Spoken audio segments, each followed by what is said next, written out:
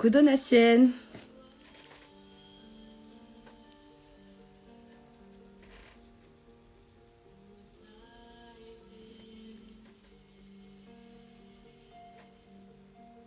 Comment ça va Donna?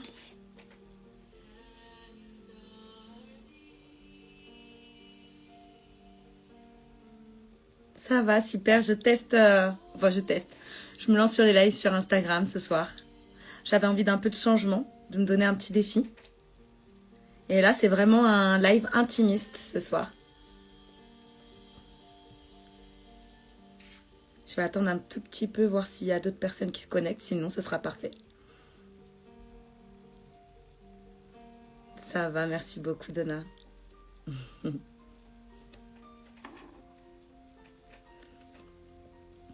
Je connais pas du tout le fonctionnement d'ici. Bienvenue Chloé sur mon live. Coucou les filles. Coucou Stécie, j'espère que tu vas bien Stécie. Alors les amis, ce soir c'est live intimiste où je me dévoile à vous. Je vais vous raconter un petit peu donc le chapitre 1 de ma vie. Parce que sur TikTok, c'est pas ce que j'ai l'habitude de faire. Je voulais pas forcément parler de moi. Mais là, ce soir, j'avais envie de me lancer ce défi. Et donc d'entamer le premier live, premier chapitre. Donc ça veut dire qu'il y en aura d'autres. Ici sur Instagram. Donc c'est mon grand soir. J'ai mis mon prénom, mon nom. Et je vais vous raconter un peu mon histoire. Ça va super et toi Stécie? Du coup tu m'as dit que tu vas bien. Depuis la dernière fois, depuis la semaine dernière. Alors j'ai appelé ce chapitre chenille. Parce que je voulais faire appel en fait aux papillons et ses différents cycles de vie. Et donc moi, mon premier cycle, c'est chenille. Donc du coup, je m'appelle Coralika, j'ai 30 ans.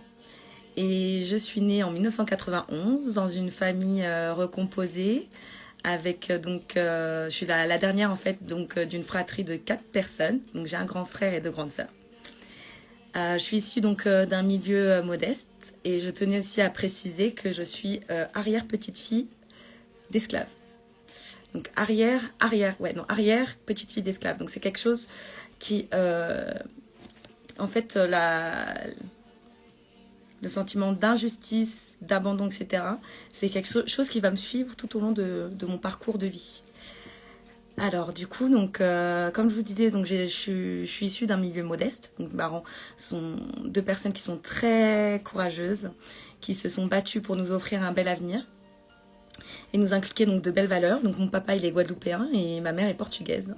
Donc je suis née dans une famille vraiment avec beaucoup de valeurs et une famille très solide, le noyau dur. Voilà, donc moi j'étais une petite fille donc j'ai toujours été donc un petit peu la même. J'ai toujours gardé mon âme d'enfant, une petite fille très joyeuse, souriante, qui aime rigoler, qui avait déjà cet attrait pour essayer de rendre les autres autour de soi plus joyeux. Et donc, pour tout vous dire, donc vous me connaissez plus particulièrement sur TikTok grâce à mes lives avec les guidances, etc. Je me sers donc des cartes pour appuyer donc mon don de médium, si je puis dire. Et en fait, j'ai découvert donc cette capacité quand j'avais l'âge de 6 ans. Donc à l'âge de 6 ans, donc ça s'est imposé à moi. Et en fait, de suite, j'étais pas très à l'aise avec ça. Et mon entourage me disait que, du coup, c'était... mon entourage, mes parents, du coup, ils m'ont vraiment surprotégée par rapport à tout ça. Et ils ont voulu vraiment me protéger par rapport aussi au regard des autres. Donc, on me disait de faire attention, de pas parler de cette médiumnité parce que, du coup, le monde extérieur, peuvent être méchants avec moi, etc. par rapport à ça. Donc, moi, j'ai tout de suite, en fait...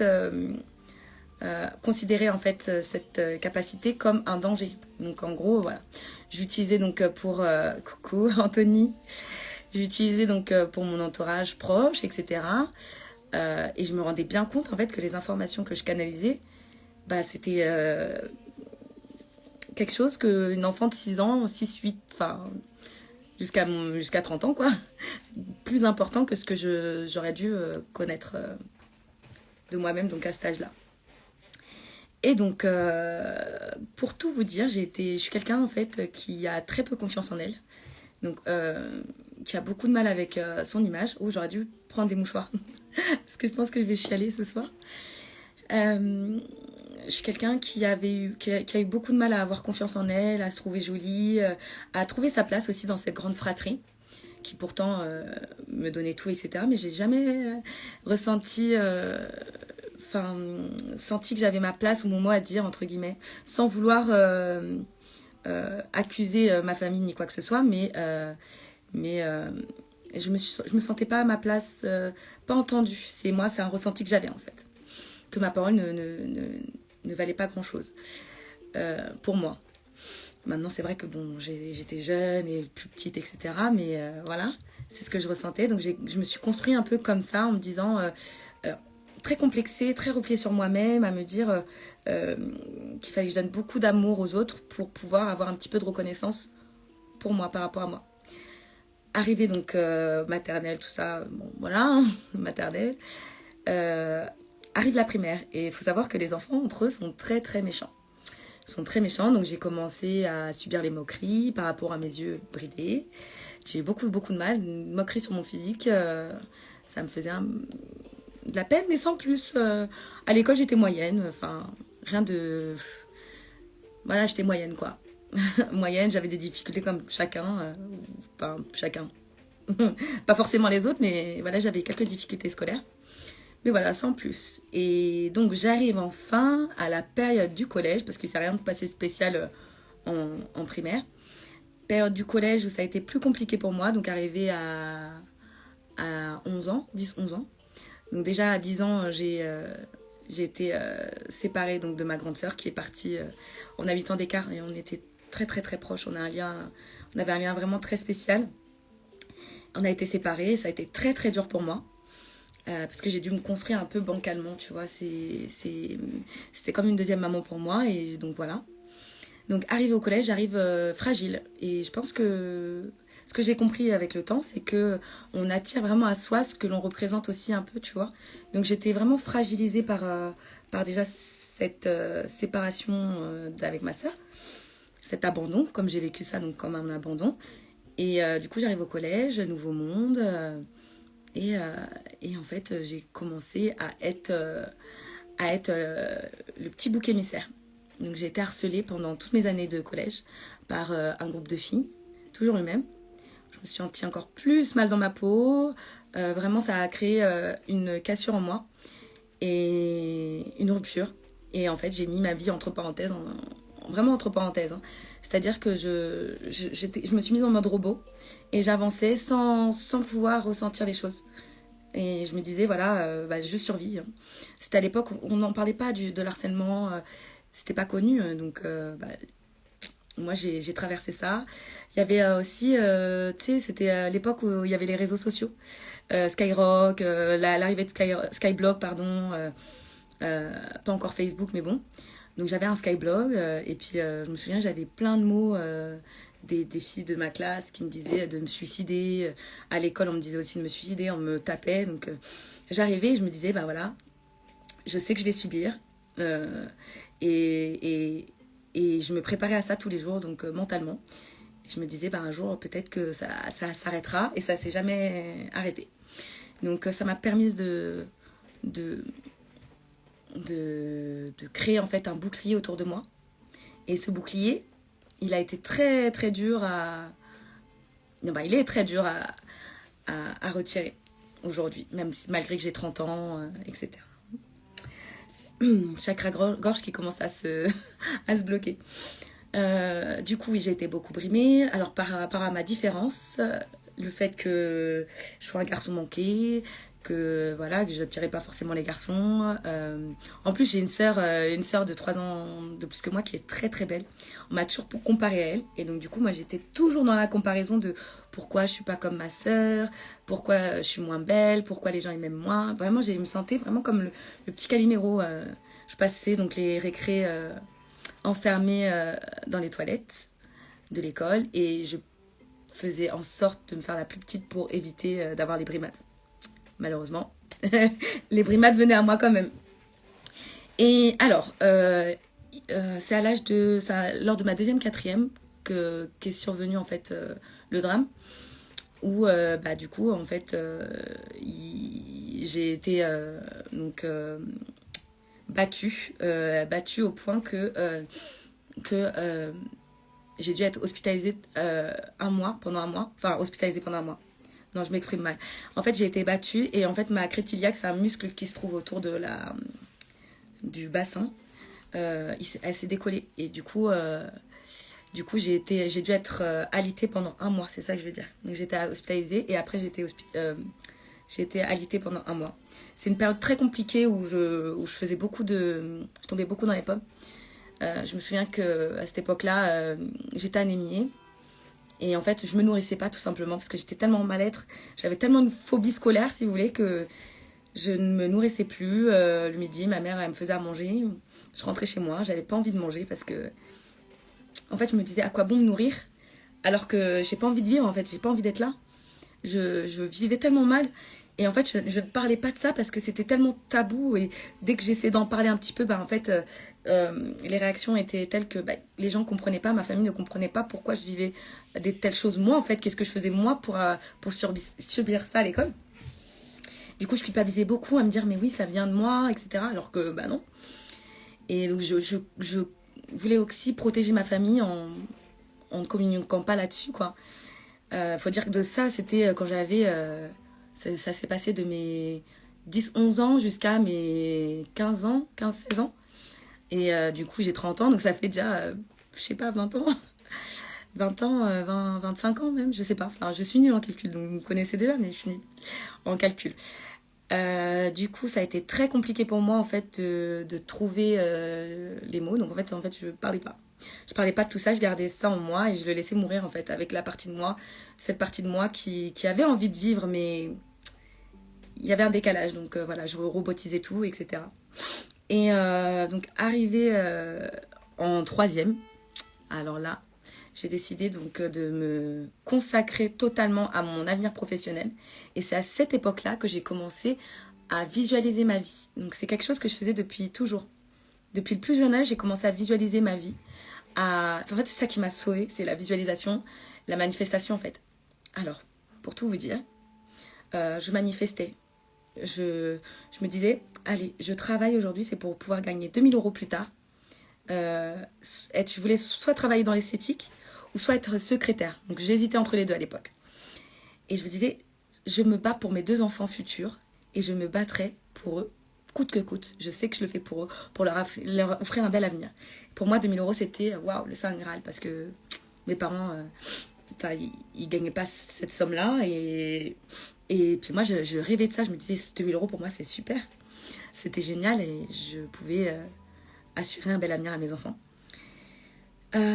Donc en fait la troisième je me suis battue pour ça, donc ça a été vraiment le Saint Graal pour moi. C'était l'année où je me suis projetée le plus et je me souviens que là j'ai eu des super belles notes et en fait je voulais du coup après vers la fin de la troisième je me suis dit tiens je vais me lancer dans l'esthétique, j'ai envie d'être maquilleuse, allez hop, allez on se lance dans l'esthétique.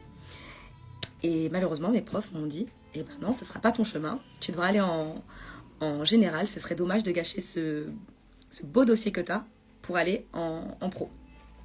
Parce qu'il faut savoir que moi, j'ai toujours eu en dessous de la moyenne au collège. J'étais une cancre. J'étais une grosse cancre.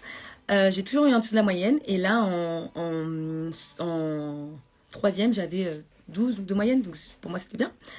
Et mes profs, ils me disaient, non, c'est trop bête d'aller en pro. Donc en fait, je me suis dirigée... j'avais vraiment l'envie, alors du coup, de faire SMS, bac STT. Oh, je sais plus comment on dit maintenant. Vous savez, pour être infirmière, tout ça, là, travailler voilà, de ce côté-là, sanitaire et social. Et en fait, il fallait aller sur Paris. Et mes parents, ils avaient peur que j'aille sur Paris à cet âge-là. Et en fait, voilà. J'ai pas voulu sortir de cette zone de confort. Et du coup, j'ai dit, je vais choisir l'école juste à côté de chez moi, le lycée. Je vais y aller. Et puis, je vais faire, du coup, SES. J'arrive en SES. Bien sûr, plus aucune envie. Mes notes dégringolent. Pour la faire courte, parce qu'au lycée, il s'est rien passé de spécial, hein. Vraiment, ça a été des années quelconques où j'ai fait des études, j'ai eu mon bac, etc., hein. J'ai rencontré ma meilleure amie au lycée, mais rien de spécial. C'est là où ça devient intéressant, c'est quand je suis arrivée en esthétique. Donc j'ai fait un BTS que j'ai raté, BTS esthétique cosmétique. Ça a été 2 années compliquées personnellement et professionnellement. Donc du coup, en fait, j'ai décidé de pousser vraiment jusqu'au bout cette envie que j'avais de poursuivre dans cette voie-là, dans l'esthétique, alors que je venais d'un bac, comment on appelle ça? Le bac STMG là, technologique. Je venais d'un bac technologique et je suis allée dans un BTS scientifique. Donc j'avais pas du tout les notions de scientifique, hein. Je suis arrivée, je savais pas ce que c'était une molécule là, une molle, je savais pas. On voulait me faire démissionner, etc. Et moi, je disais non, non, non, je démissionnerai pas de ce BTS. Tant pis si je vous fais baisser vos quotas, mais en tout cas, je resterai là. C'est la vie qui a décidé, donc je reste là. Je suis têtue, hein. Donc du coup, j'ai pas eu mon BTS, mais j'ai forcé. Je suis allée en licence pro, qui pouvait valider mon BTS. Et là, en fait, donc j'ai choisi l'alternance pour pouvoir en fait avoir un petit peu d'argent, quoi, un peu d'argent pour pouvoir m'acheter des choses que mes parents ne pouvaient pas forcément m'acheter, donc des vêtements, la mode, etc. Des choses un petit peu qui me fassent plaisir. Et du coup, arrivée là, j'ai fait de l'alternance. Je suis arrivée dans le monde de Sephora, la marque Benefit. Donc maintenant, je le dis, je m'en fiche. Je peux pas avoir de retombées. J'assume complètement ce qui m'est arrivé. Il y a eu vraiment une conspiration contre moi. Je comprenais pas. En même temps, je comprenais pas, mais ça a été un véritable cadeau de la vie. Donc j'arrive et tout, donc toute joyeuse, pimpante, je rigole tous les jours, grand sourire, parce que j'arrive comme... Moi, je suis comme ça, en fait. Et je ne dissocie pas Coralie du travail et Coralie de la vie perso, privée. Du coup, je vais au travail en souriant. Et les gens, ils m'ont pas aimé, en fait. Ils m'ont détesté. Ils se sont dit, non, mais tu es quelqu'un de faux. C'est pas possible que tu viennes au travail toujours souriante. Donc, non, ils ont tout fait pour me détruire. Donc, ça a été encore...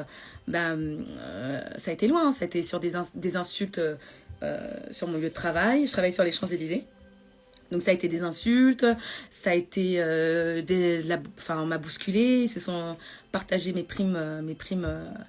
les primes, enfin, ils disaient que j'en avais pas besoin parce que j'étais chez papa et maman. Enfin bref, que des trucs. Je me suis dit, mais où je suis tombée là, quoi. Et j'avais le syndrome de l'injustice, la blessure de l'injustice, je comprenais pas, de l'humiliation toujours qui revenait tout le temps dans ma vie comme ça. Je me disais, mais mince, qu'est-ce que j'en fais moi de ça en fait? Je fais quoi? Et c'est une période que j'ai très très mal vécue. Je me souviens, je faisais le Roaccutane à l'époque. Et je pensais qu'au suicide. Je me disais, mais je vais me suicider, c'est pas possible, les gens ils s'acharnent. Je me victimisais énormément à cette époque-ci. Et un beau jour, en fait, ma mère me voyait dépérir. Elle me voyait dépérir, elle se disait, mais qu'est-ce qui se passe, ma fille? Les gens ils me faisaient des histoires au travail, comme quoi je venais pas sur mon poste, aux heures, etc., que je partais plus tôt. Alors que non, j'étais vraiment là tout le temps. Et quand bien même, du coup, ils ont tellement conspiré contre moi qu'ils ont réussi à me mettre sur la blacklist Sephora pendant 3 ans. Pour tout vous dire, ils ont fait... donc un jour, ils m'ont fait monter plutôt sur mon poste de travail, sur les champs donc, parce que j'arrivais toujours 1h30 en avance. Coucou Marie. J'arrivais toujours 1h30 en avance de tout le monde. Et du coup, ce jour-là, la bro artiste n'était pas là et elle ne pouvait pas ouvrir le bro bar. Donc on est venu me demander si je pouvais y aller. Et j'ai dit ok, moi qui aime aider, qui est dans la dévotion, je donne de moi-même, etc. Là, je me retrouve face à un mur et je me dis merde, ok, je vais y aller. J'ouvre le bro bar et tout. Et du coup, la personne, mon manager de l'époque, me dit tu finiras plus tôt. Je devais finir à 19h. Et du coup, j'ai commencé à 10h, j'ai fini à 18h. À l'époque, je savais pas qu'il fallait demander un papier, un mail pour prouver en fait les dires de mon manager. Du coup, j'ai rien demandé et du coup, ils m'ont dit comme quoi j'étais partie plus tôt de mon poste, etc. En plus, ils mettaient que des mauvaises notes. Je me souviens, j'arrivais sur mon lieu de travail, on me disait tu repars à Passy, tu repars là, dans Paris, partout. Ils faisaient partir partout. J'étais leur victime, leur bouc émissaire et ça faisait rire de me faire du mal. Moi, je me démontais pas, hein. J'y allais, je faisais mon chiffre et tout. Et en fait, un beau jour, il y a une marque qui s'est intéressée à moi et qui est venue qui a demandé en fait mon dossier euh, pour savoir quelle note j'avais, quoi. Ils se sont rendus compte que j'avais pas les bonnes notes et en fait, ça m'a fait encore plus de problèmes qu'autre chose. Enfin, ils ont voulu m'aider entre guillemets, me mettre une bonne note, mais ça m'a fait plus de problèmes parce qu'après, ils m'ont blacklisté. Donc moi, j'ai décidé donc de partir. C'était la veille de la Saint-Valentin. Je sais plus en quelle année, hein, faut pas me demander les années. C'était la veille de la Saint-Valentin et je me souviens, j'avais une boule au ventre. Une boule au ventre et ma mère, elle me dit, écoute ma fille, si tu veux faire une école de... Ma mère qui n'avait pas les moyens, elle me voit dépérir, elle me dit, ma fille, enfin, je peux pas te voir dépérir comme ça. Donc, si tu veux, je te paye ton école de maquillage, mais t'arrêtes ça tout de suite, t'arrêtes ce que tu fais. Et en fait, depuis ce jour-là, j'ai décidé d'arrêter et je me voyais plus évoluer. En plus, même j'allais en cours, j'allais en formation, je me voyais pas évoluer dans les postes qu'ils me proposaient en fait. Être formatrice, être animatrice, non, ça me parlait plus, j'étais plus alignée avec ça. Je voulais pas, j'étais vraiment dans le... J'avais envie, en fait, si vous voulez, d'aider les autres à se sentir mieux dans leur corps, mieux dans leur peau, se sentir beau, se sentir... Moi, ce que j'avais besoin, en fait, ce que j'avais envie de ressentir, j'avais envie de donner autant d'amour aux gens. Je me souviens à l'époque, pour vous dire, j'avais des clients qui venaient me voir et on restait longtemps ensemble. Et une fois, bah, ma manager, elle m'a humiliée devant tout le monde. Je sais plus ce qu'elle m'avait dit, hein. Et ma cliente, en fait, elle m'avait défendue. Elle avait dit, mais vous traitez les gens comment, en fait? C'était inadmissible. Mais vraiment, les gens, ils voulaient faire des pétitions, les autres collègues des autres marques et tout. Pour vous dire, on m'avait dit, oui, tu dois pas parler aux autres marques, etc. Mais vraiment, je me dis, mais incroyable. Mais c'était une vie, mais je sais pas comment j'ai fait, quoi. Et bref, donc en fait, j'ai décidé d'arrêter du jour au lendemain. Et là, j'ai commencé à péter un câble dans ma tête. Je me suis rasé la tête, j'ai commencé à faire mes tatouages. J'ai fait mon premier tatouage, la liberté, à cette époque-là. Je suis sortie en boîte. Vraiment, j'étais plus la même. Oh, incroyable. Et bonsoir, Enjoy. Vraiment, c'est... Non, j'ai pété un plomb. J'ai voulu profiter de la vie autrement. J'ai fait ce que j'avais à faire. Je me suis défoulée comme j'avais envie de me défouler. Et par chance, j'aime pas l'alcool, j'aime pas la cigarette, etc. Donc, j'ai pas été dans l'abus par rapport à ça, ni les drogues. J'ai pas touché à tout ça. J'ai eu ma période quand même, ma période un peu où je sortais un peu du lot. J'avais ce besoin de me concentrer sur moi, de me trouver en fait. Donc voilà, c'était ma manière à moi de me trouver.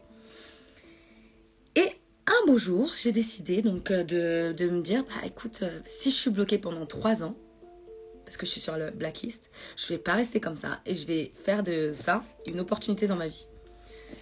J'ai décidé donc de pousser la porte de la mission locale grâce à ma grande sœur de 8 ans, mon aînée, qui m'en a parlé parce que je connaissais pas du tout. Et là, en fait, j'ai eu un coup de cœur pour ma conseillère d'orientation. Ma conseillère, non, non pas d'orientation, ma conseillère. Voilà. J'ai eu un coup de cœur pour ma conseillère et elle m'a tout de suite proposé de m'embaucher en tant que service civique. Et en fait, c'est grâce à eux en fait que j'ai eu mon premier logement prioritaire. J'ai mon premier logement. J'ai pu reprendre mes études derrière parce que ça m'a donné l'envie en fait de me battre pour mon avenir. Et voilà, en fait, au fur et à mesure du temps, et ben, je suis devenue celle que j'ai voulu être juste après que j'ai manifesté, donc comme je vous disais beaucoup plus tôt lors du live. Donc j'ai fait un BTS après assistante manager, trilingue, que j'ai eu haut la main. J'étais presque deuxième de la classe avec ma binôme. Juste derrière ma binôme, que j'ai une grande amie qui est devenue une sœur pour moi. J'ai vécu la même histoire au travail, donc je te comprends à 100%. Et attendez, c'est pas fini, hein. C'est pas fini, c'est pas fini, mais le problème n'était pas fini. Donc en fait, j'ai rencontré une grande amie, je suis rentrée dans la société en alternance, dans laquelle je suis actuellement en CDI. Après, j'ai fait une licence, donc une licence RH. Et là, j'ai rencontré l'homme avec qui je suis actuellement. Donc, faut savoir, moi, j'étais une éternelle célibataire. Donc, en fait, les hommes, ils me prenaient, ils me jetaient, ils me prenaient, ils me jetaient. Ils me prenaient pour une semaine, un mois, pas plus. Donc, j'étais vraiment malheureuse. Je me remettais en question. Je me disais, mais j'ai tellement d'amour à donner. Pourquoi on me prend pas pour une vie? Il me disait, non, je suis pas prêt à me poser. Et puis, il se posait avec quelqu'un d'autre, ou on m'a trompée, ou enfin, plein de choses comme ça. Et j'ai vécu vraiment des périodes compliquées où je me souviens... je rentrais chez moi, je me nourrissais pas aussi parce que j'avais pas envie. J'avais peur de dire à mes parents que j'avais pas les moyens de me nourrir. Et voilà, ma mère, en plus, elle me faisait des fois plein de courses, mais je ne cuisinais rien. Parce que je me sentais incapable de cuisiner. Je me suis jamais sentie à la hauteur de cuisiner, de tenir une maison ou quoi que ce soit. Et en fait, je restais dans le noir. Et je rentrais chez moi, j'étais dans le noir. Je révisais et je recommençais le matin. Et ce qui me faisait tenir, c'était le travail, le fait que ma tutrice de l'époque me mettait des bonnes appréciations. Ça me confortait dans l'idée que ce que je faisais, c'était bien. Donc là, pour une fois, j'avais la reconnaissance par rapport à ce que je donnais, par rapport à ma façon de me comporter, etc. J'ai rencontré aussi une personne que j'appelle ma marraine de cœur parce que extraordinaire, cette femme. Elle était agent d'entretien à l'époque dans cette société. Et on a eu des liens extraordinaires. C'est la première personne en fait qui m'a dit que j'étais solaire, quelqu'un de solaire qui faisait du bien autour d'elle par rapport à mon sourire, mon énergie et ce que je transmettais même sans parler. Voilà, donc ça c'était vraiment quelque chose pour moi qui a commencé à faire changer un petit peu ma vie. Et donc du coup après je suis arrivée en licence dans une autre entreprise. Je me souviens que le jour où j'ai quitté l'entreprise là, où j'ai fait mon BTS Assistant Manager, en quittant cette entreprise, je me suis dit, et j'ai dit à l'univers, je reviendrai ici et j'aurai un CDI ici, c'est sûr. Donc pendant l'année de licence, où je suis partie dans une autre entreprise, j'ai pas du tout aimé, j'étais à la SNCF. J'aimais pas le principe de la SNCF, je suis désolée. Hein. Mais j'aimais pas comment étaient traités les salariés, etc. Le salaire, c'était n'importe quoi, enfin bref. Pour vous dire, je suis arrivée là-bas, ils m'ont proposé un salaire. Et en fait, en faisant tous mes comptes, j'étais quand même dans le rouge tous les mois. Et je leur disais, mais comment vous voulez que je vive avec ça? En payant juste toutes mes charges, je suis à moins 1 euro. Bon, c'était pas ouf d'être à moins 1 euro. Mais quand même, tu te dis, t'as pas le droit au découvert à cette époque-là parce que j'étais vraiment au bord de la société. Et en plus de ça, j'avais 4 euros de moins pour avoir l'aide, comment ils appellent ça? Bon, on s'en fiche. Vous savez, l'aide pour les travailleurs. J'étais trop pauvre, donc j'ai pas compris le délire. Déjà, ça, encore l'injustice, ça... ça faisait beaucoup là pour moi, mais bon, je me disais, bon, c'est comme ça, hein, je vais faire avec, et puis voilà. Et c'est une année où je me suis remise beaucoup en question, je me souviens, juste avant d'arriver dans cette licence. Je suis partie un mois en vacances au Portugal, enfin un mois, 15 jours, pardon, en vacances au Portugal, et je me souviens que c'est une année donc, où ma cousine se mariait et du coup j'avais personne avec qui parler de mon âge, etc. Donc j'étais un peu seule, surtout que mes parents ils sont très casaniers, donc on était restés. Oui, parce que même si j'habitais seule, je suis partie avec mes parents. J'étais encore très très enfant, très je suis mes parents. J'ai eu beaucoup de mal à couper ça en fait, ce lien-là, parce que j'avais très très peur d'être moi en fait et je pensais pas pouvoir enfin. Ouais, merci la prime d'activité, Donna. Je ne pensais pas arriver à partir seule ou que j'allais faire. Donc, je me suis dit, je pars avec mes parents. Toujours être sécurisée par les autres. Ce besoin d'être sécurisée par les autres. Et du coup, ouais, je me souviens que cette année-là, j'avais décidé que ma vie sentimentale allait changer. Ma vie sentimentale allait changer et j'allais tout mettre en place. Donc, couper les liens avec les personnes qui revenaient cycliquement, les hommes qui venaient pour rien.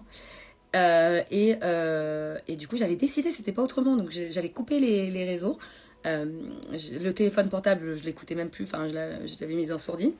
Et je m'étais concentrée sur moi. Et j'ai lu le bouquin L'homme qui voulait être heureux. Alors ça a commencé. C'était le premier bouquin de développement personnel, entre guillemets, que j'ai commencé à lire. Et là, en fait, ça m'a ouvert une porte. Je me suis dit, ouais. Ouais. J'ai fait une introspection sur moi. Et là, en fait, je me suis dit, ça y est, je sens. Moi qui sens souvent les choses. J'ai senti que cette année, ça allait changer pour moi. Donc, ma cousine s'est mariée. Je me suis dit, ça y est, moi aussi, je vais rencontrer l'homme de ma vie, là, dans quelques mois. Et un jour, du coup, la veille de rencontrer l'homme de ma vie, je l'ai su. Je l'ai su, j'étais prête, je me suis préparée, je l'ai su. Et j'ai rencontré l'homme de ma vie. Ma vie a complètement changé. Je fais beaucoup de rêves prémonitoires. Moi, en plus, je suis quelqu'un qui fait beaucoup de rêves prémonitoires. J'avais rêvé, j'avais accouché d'une souris. Et je me souviens que l'expulsion m'avait fait mal. Ah non, mais là, je vous dis des trucs de ouf. Mais bref, l'expulsion m'a fait mal. Et en fait, c'était synonyme que ma vie allait changer, mais complètement radicalement. Et 2 mois après, je suis tombée enceinte. Après avoir rencontré mon chéri, je suis tombée enceinte. Et en fait, j'ai dû faire le choix de ma vie. Donc, soit garder mon enfant ou écouter ma mère. Et là, j'ai décidé donc en avortant, bien sûr. Et j'ai décidé de m'écouter moi et de faire confiance en mon instinct. Et donc j'ai ma grande fille qui va avoir maintenant 5 ans. Voilà, donc j'ai eu ma fille et j'étais donc j'ai eu ma licence. Ric-rac, vraiment, ric-rac ma licence. Enfin, j'ai eu ric-rac, j'ai eu mention assez bien quand même. Mais bon, moi c'est ric-rac. Allez, bah, vous voyez quand même, c'est jamais assez ce que je fais pour moi. Du coup, j'ai eu ma licence et après, je suis été au chômage. Donc, je suis tombée à 400 euros. 400 euros tous les mois. Ça a été vraiment une période compliquée, mais heureusement que j'avais mon chéri pour m'aider. Et je sais pas pourquoi j'étais motivée à me dire, je sais, je vais profiter de mon enfant. Et je sais que je vais retravailler chez Thales. Je suis têtue. Moi, quand j'ai quelque chose en tête, j'y vais. Je suis Capricorne, c'est pas pour rien. J'ai une idée, je fonce, c'est tout. Je cherche pas à comprendre par A plus B. Ça y est, c'est fait, c'est jamais, j'y vais. Du coup, 8 mois après, comme par hasard, j'ai une offre de poste. Enfin, il y a une offre de poste qui s'ouvre. Assistante RH en CDD. J'ai dit, c'est parfait, j'y vais. Magnifique. Et donc là, il s'avère que ils n'ont pas voulu m'embaucher en CDI après. Ils ont ouvert un poste. Je vous fais la fée courte. Hein. Je vous la fais courte, mais ils ont pas voulu m'offrir le poste, etc. Ils ont voulu offrir quelqu'un de plus senior. Voilà. Mais quand bien même, je me suis battue en fait jusqu'au bout pour donner le meilleur de moi-même parce que je savais que j'aurais mon CDI en fait, quoi, coûte que coûte. Même si tout me montrait que non, je n'aurais pas ce CDI, je savais que j'allais avoir ce CDI dans cette boîte, c'était sûr. Et donc en fait, il y a des gens qui se sont démenés pour m'avoir un CDI. Donc j'ai terminé au bas de l'échelle, entre guillemets. Pas bas de l'échelle, mais bon, par rapport à mon bac plus 3, si vous voulez, je suis tombée du coup dans un centre d'appel. J'ai saisi l'opportunité, c'était génial. Je suis tombée dans une équipe géniale. J'avais mon CDI. Même si je mettais 1h30 pour aller au travail. Mais j'y allais avec le sourire. J'étais contente. J'étais tellement un bol d'air que j'avais. Je me disais, mais waouh, magnifique. Et ce jour-là, quand j'ai signé mon CDI, je me suis dit, tout de suite, je me suis dit. Donc, j'ai habité en région parisienne à l'époque. Donc, je me suis dit, c'est la clé du soleil. Je sais pas pour vous dire. Pour moi, c'était la clé du soleil. J'avais ce rêve depuis petite de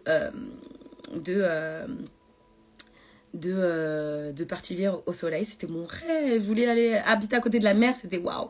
Pour moi, c'est le feu, tu vois. C'était un souhait qui germait en moi. Je me souviens à 15 ans, je demandais à mes parents, on peut pas partir vivre dans le sud, ça serait trop bien.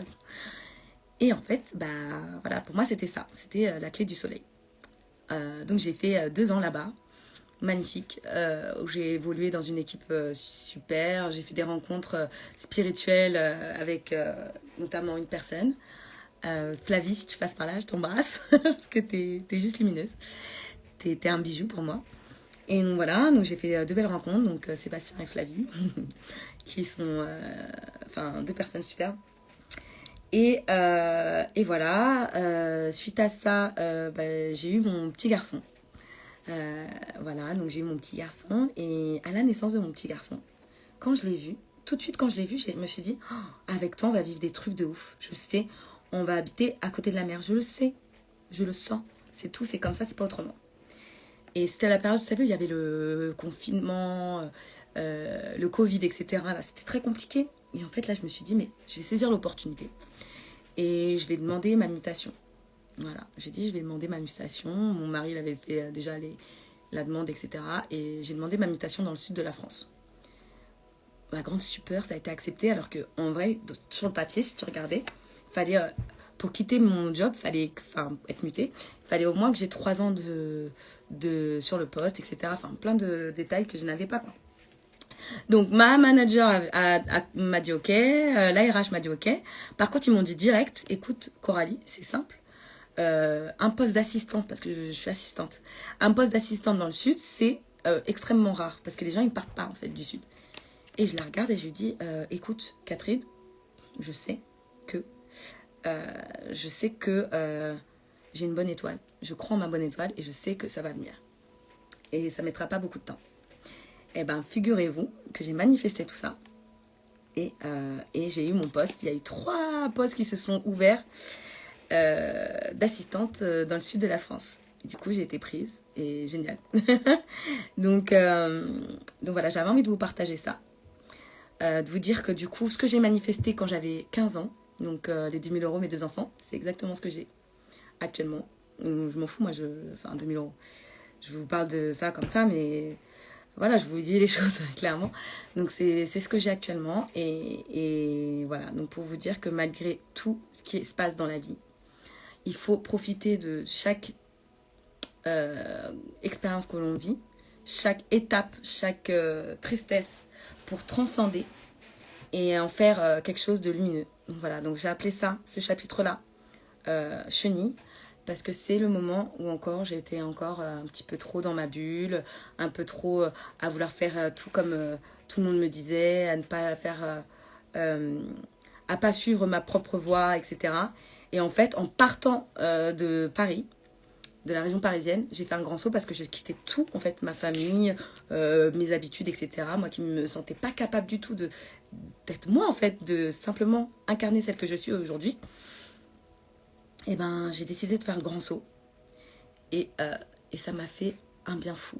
Et figurez-vous que quand on saute, il y a un matelas qui arrive derrière, qui est juste en dessous. Merci pour les waouh les filles. Et en fait, toute ma famille m'a suivi. Je t'ai écouté du début à la fin et tu es vraiment une femme forte et hyper touchante. Oh, merci, merci Donna. Merci, merci, merci. C'est trop beau ce que tu me dis. Et ouais, donc en fait, j'avais vraiment envie de vous dire, voilà. Bah, je m'appelle Coralie, j'ai 30 ans, j'ai 2 enfants, je vis dans le sud de la France et je suis assistante. Donc j'ai un don de médium que je mets au service des autres pour l'instant. Pour l'instant et non pas pour l'instant, c'est parce que je me cherche encore.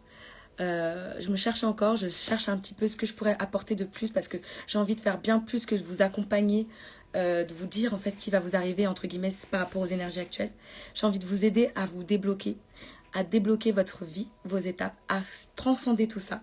J'ai vraiment envie de vous partager en fait mon expérience de vie et vous aider en fait à vous dire que malgré toutes les étapes, la vie en vaut la chandelle.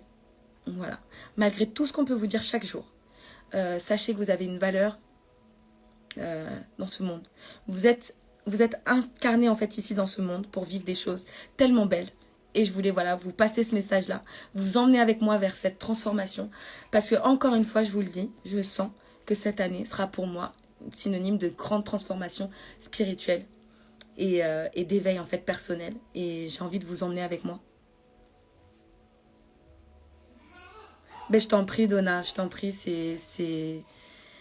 ça vient du fond du cœur. J'espère que vraiment tu le sens parce que c'est quelque chose en fait qui vient du fond de mon cœur. Et je suis bien heureuse que vous soyez là ce soir, les filles, parce que vous êtes mon noyau dur. Et j'avais vraiment, vraiment, vraiment envie de vous dire, voilà, d'être authentique avec vous et d'assumer de ne pas avoir peur. Voilà, c'est pour ça que j'ai appelé ça Coralicam. Parce que je n'ai pas peur en fait. Je n'ai plus peur de me dire, je ne suis plus victime en fait de ce monde.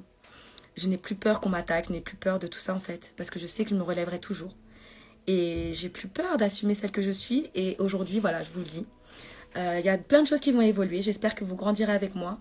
Et que ma communauté sera un noyau dur. Comme une famille. Et voilà, je voulais vous partager ce message d'espoir, de grand espoir. Et vous dire celle que je suis tout simplement. Tu me motives, même quand je t'ai demandé des lectures, ça m'a vraiment fait du bien. Bah écoute, voilà, ça me fait plaisir en fait, c'est que de vous motiver, de vous entraîner vraiment à faire mieux, à faire plus, à être vous en fait, et ne pas vous comparer aux autres, parce que voilà, je me suis longtemps comparée aux autres, et je me trouvais toujours moins ceci, moins cela, moins belle, moins courageuse, moins intelligente, moins organisée, toujours moins. Et pourquoi en fait pas me comparer à moi seulement? Parce qu'en fait, quand on se compare à soi, on trouve toujours un moyen d'évoluer. Tu vois? On transcende des choses et c'est comme ça en fait qu'on apprend à devenir soi. Donc en fait, quand les gens ils me disent oui, t'es belle, oui, ça me fait plaisir, mais ce qui me fait le plus plaisir, c'est quand on me dit voilà que je suis solaire, que je suis motivante, que ça sent que je suis dans le vrai en fait, que je suis vraie, que je suis authentique, c'est ça qui me fait le plus plaisir. Même si voilà, ça me fait toujours plaisir qu'on me dise que je suis jolie, parce que c'est quelque chose que j'ai besoin d'entendre aussi, ça me fait plaisir. Et ça me conforte à l'idée que j'ai évolué aussi.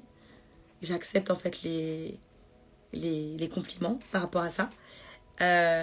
Et vous me faites évoluer aussi. Hein. Sachez que vous me donnez autant que moi je vous donne.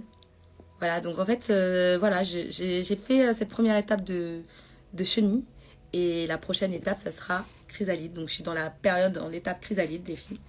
Et bah du coup, je pense que je ferai d'autres lives comme ça tout au long de cette année pour vous dire un petit peu vers quelle étape dans quelle étape je suis.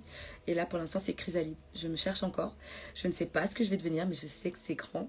Je sais qu'il m'attend beaucoup, beaucoup de choses, de belles choses. Les énergies actuelles sont si fortes que là, on est appelé en fait à évoluer, à canaliser de plus haut et à vraiment profiter de cet instant pour grandir. Voilà les filles.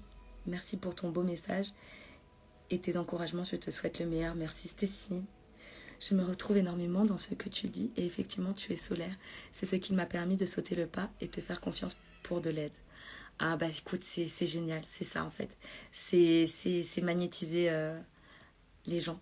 Parce que je veux en aucun cas forcer la main. Je veux vraiment que les gens se sentent appelés par moi et c'est ça en fait que j'ai envie de faire. J'ai envie que les gens ils fassent appel à moi pour justement leur donner les clés. C'est pour ça que je m'appelle Le Bonheur à la clé. C'est pour donner les clés aux gens pour faire des sauts quantiques, comme j'appelle. Oh, merci les filles, un exemple. Hein. Merci beaucoup. Bah, écoutez, je pense que j'arrive à la fin de ce live. Je vous souhaite une bonne soirée. Je vous remercie de m'avoir écouté. Et je vous fais plein de gros bisous. Ne t'inquiète pas, comme je t'ai dit, je crois en toi. Tu vas devenir un beau papillon. Crois toujours en toi et ne doute jamais car je crois en toi. Tu l'as remarqué. Merci beaucoup Anthony. Merci pour tes mots. Tu es vraiment une belle personne, autant de l'intérieur que de l'extérieur. Merci beaucoup. Merci. Merci beaucoup de me suivre dans cette aventure et je pense que vous ne serez pas déçus les amis. Et je pense aussi que je vais me créer un Facebook pour pouvoir communiquer, pouvoir vraiment communiquer sur les gens. J'ai décidé vraiment d'investir en moi et voilà, et de réaliser en fait, de me réaliser complètement. Du coup, tu fais une pause sur TikTok? Non, je fais pas de pause sur TikTok, c'est juste que je reprendrai la semaine prochaine parce que là, j'avais envie tout simplement de venir sur Instagram. Voilà. Ouais, never give up.